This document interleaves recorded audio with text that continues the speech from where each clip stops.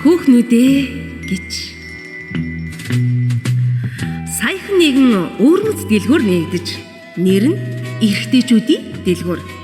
Гэхдээ үйлчлүүлэгчд нь зөвхөн эмэгтэйчүүд байдаг. Энэ дэлгүүрээс эмэгтэйчүүд өөрт таалагдсан эрэгтэйг худалдан авч болох нь. Одоо тус дэлгүүрээр үйлчлүүлэгч урмыг танилцуулъя. Эмэгтэйчүүд энэ дэлгүүрээр зөвхөн нэг удаа л үйлчлүүлнэ. Дэлгүүр 6 давхартай бөгөөд давхар дээшлэх тусам тэнд зардаж буй эрчүүдийн чанар сайжирдаг байна. Үйлчлүүлэгч буюу эмэгтэйчүүд нь аль нэг давхраас худалдан авалтыг эсвэл дараагийн давхар руу өгсөх үүрэгтэй. Доод давхар руу буцахыг хориглоно. Одоо ингээд нэгэн үйлчлүүлэгч хэрхэн сонголт хийсэн талаар та бүхэндээ сонирдуулъя. Нөхөр хайж буй эмэгтэй дэлгүүрийн 1-р давхарт ороход тодорхой эргэлсэн ажилтай ирчүүд энд зарагдаж байна гэсэн бичиг байв. Эмэгтэй шууд 2 давхарт гарав. Тэнд тодорхой эргэлсэн ажилтай хүүхдэд хайртай ирчүүд энд зарагдаж байна гэсэн бичиг байлаа. Эмэгтэй шууд 3 давхарт гарав. Тэнд тодорхой эргэлсэн ажилтай хүүхдэд хайртай их нэртэй үнэн ч ирчүүд зарагдаж байна гэсэн бичиг байлаа. Бүсгүй хэсэгэн бодол хийж зог туссан боловч дээш өгслөө.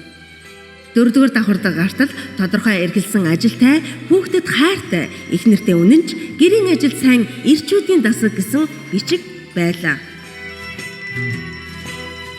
Гэсэн ч үйлчлүүлэгч эмэгтэй сэтгэл дээд давхар руу тэмүүлв. 5-р давхарт гарлаа. Тус давхарт тодорхой эргэлсэн ажилтай хүүхдэд хайртай их нэртэй үнэн ч гэрийн ажилд сайн арх тамхи хэрэгэлдэггүй ирчүүд гэсэн байв. Бүсгүй энэ давхраас сонголт хийх гэснээ сүүчийн давхар руу гарахаар шийдэв. Хамгийн дээд давхарт гарч иртэл та манай дэлгүүрийн 312,869 дахь үйлчлүүлэгч боллоо.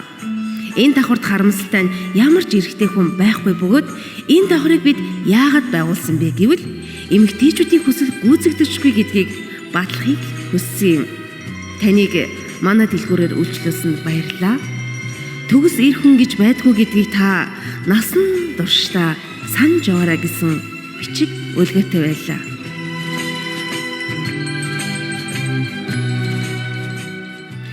Хамгийн сонирхолтой нь яг энэ дэлгүүрийн хажуухан талд дээрх дэлгүүрийн журамтай адилхан эмэгтэйчүүдийн дэлгүүр байх бөгөөд тус дэлгүүрийн 1-р давхарт гэр бүлдээ халамжтай эмэгтэйчүүд, 2-р давхарт гэр бүлдээ халамжтай нөхөртөө үнэнч хүүхнүүд байх бөгөөд одоохондоо нэг ч эр хүн 2 давхраас дээш гараагүй байгаа гинлээ шүү.